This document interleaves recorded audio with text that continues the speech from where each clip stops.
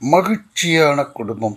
அட, அதுக்கு என்னப்பா செய்யணும்? ஒன்னே ஒன்று செய்யணும். ஒன்று செஞ்சா அது 100 செஞ்சா போல. கண்கள் 2 உள்ளன என்பது நாம் அறிந்ததே. ஆனால் 2 கண்களும் பார்க்கும் காட்சி ஒன்றே மட்டுமே. கண்களைப் போல் கணவன் மனைவி என்பவர் இருவர்கள்தான்.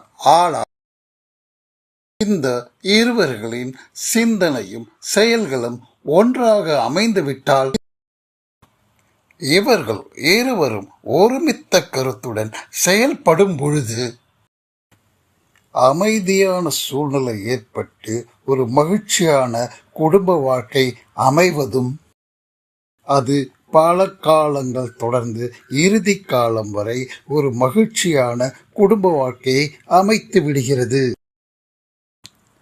கணவன் மனைவி ஒற்றுமையே குடும்ப மகிழ்ச்சிக்கு தேவை. தேங்க்யூ. நன்றி. ஜூபோ கேர் வேல் முருகன்.